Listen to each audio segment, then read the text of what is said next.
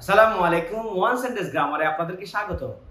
আজকের এই পর্বে আমরা ইংরেজি একটি বাক্যের ব্যাকরণ নিয়ে আলোচনা করব। Each of the students is meritorious.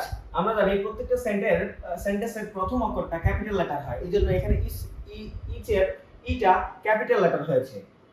এই যে পুরো অংশটা এটাকে বলা হবে সাবজেক্ট। যেহেতু আমরা জানি যে স্বাভাবিকভাবে আমরা প্রথমবারে কোনো সেন্টেন্সের সাবজেক্ট কিংবা অবজেক্ট যদি আইডেন্টিফাই করতে হয় তাহলে প্রথমবারে আমরা ভার্বটাকে হচ্ছে আইডেন্টিফাই করব। যেহেতু এখানে অক্সিলিয়ারি ভার্ব দেওয়া আছে তাহলে এর আগের অংশটাকে বলা হবে সাবজেক্ট আর এই অংশটাকে বলা হবে কমপ্লিমেন্ট। এখন আপনি প্রশ্ন করতে পারবেন যে এখানে কমপ্লিমেন্ট না হয়ে অবজেক্ট না হয়ে কমপ্লিমেন্ট হলো কেন? সেই উত্তরটা আমরা দিব। প্রথমে আমরা এই যে অংশটা আছে সেই অংশটা নিয়ে আলোচনা করব। যেহেতু এখানে সাবজেক্ট এবং হচ্ছে ভার আর এখানে কমপ্লিমেন্ট আছে পরবর্তীতে ফুল স্টপ আছে তাহলে এটা একটা অ্যাসার্টিভ সেন্টেন্স। অ্যাসার্টিভ সেন্টেন্সের সাবজেক্টটার মধ্যে এখানে একটা দুইটা তিনটা চারটা শব্দ পেয়েছি। চারটা শব্দ যেহেতু পেয়েছি আমরা জানি এটা হচ্ছে একটা কি ফ্রেজ। যদি একটি সেন্টেন্সের প্রথম অংশের মধ্যে একাধিক ওয়ার্ড পাওয়া যায় তাহলে এটা ওকে বলা ফ্রেজ। যদি ওখানে হচ্ছে সাবজেক্ট এবং ভার্ব না থাকে তাহলে এটাকে ফ্রেজ বলা হবে, যদি থাকে তাহলে হচ্ছে ক্লোজ বলা হবে। যেহেতু এখানে সাবজেক্ট এবং ভার্ব কিছুই নাই এই জন্য এই অংশটাকে বলা হবে ফ্রেজ। এখন এটা কি ফ্রেজ হবে? সেটা হবে নাউন ফ্রেজ। এখন এই সাবজেক্টের মূলত আসলে কি সাবজেক্ট কি ইসটা হবে না অফ দ্য স্টুডেন্টস হবে সেটা নিয়ে হচ্ছে আমাদের মূল আলোচনা। আমরা জানি সাবজেক্টের প্রত্যেকটা সাবজেক্টের হচ্ছে নাউন এবং প্রোনাউন সাবজেক্টে হয় এবং অবজেক্ট হয়। Adjective, adverb, preposition, conjunction, interjection এগুলো স্বাভাবিকভাবে সাবজেক্ট হতে পারে না। এখন এখানে হচ্ছে এই যে ইসটা হচ্ছে আমরা জানি প্রোনাউন। প্রোনাউনের পরবর্তীতে এখানে দেওয়া আছে অফ দা স্টুডেন্টস। আমরা জানি অফ দা স্টুডেন্টস হচ্ছে প্রিপোজিশনাল ফ্রেজ কারণ এটা প্রিপোজিশন দিয়ে শুরু হয়েছে। তাহলে আমাদের এই যে অফ দা স্টুডেন্টস এটা হচ্ছে প্রিপোজিশনাল ফ্রেজ। Prepositional phrase.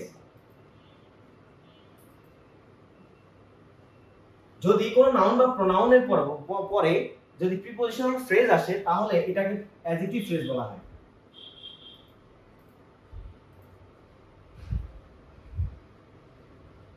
আর আমরা জানি সাবজেক্ট এবং অবজেক্ট হতে পারে না।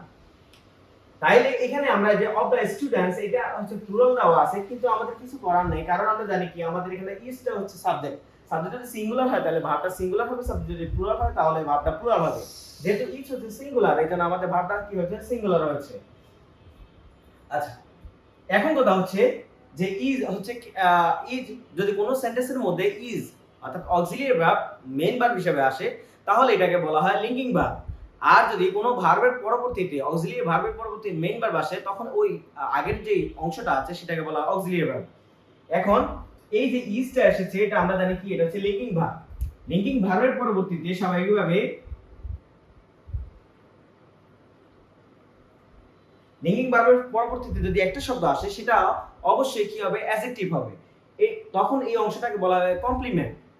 আর যদি দুইটা শব্দ আসে শেষেরটা হবে অ্যাডজেক্টিভ এর আগেরটা হবে অ্যাডভার্ব। যেহেতু আমরা এখানে ও ইউএস পেয়েছি আমরা জানি যে কোনো শব্দের পরবর্তীতে যদি ও ইউএস থাকে তাহলে এটা হচ্ছে কি অ্যাডজেক্টিভ। আর আমরা জানি লিঙ্কিং ভার্বের পরবর্তী যে অংশটা আসে সেটাকে বলা হয় কমপ্লিমেন্ট। কমপ্লিমেন্ট কয় প্রকার? কমপ্লিমেন্ট হচ্ছে দুই প্রকার, একটা হচ্ছে সাবজেক্ট কমপ্লিমেন্ট, একটা হচ্ছে অবজেক্ট কমপ্লিমেন্ট।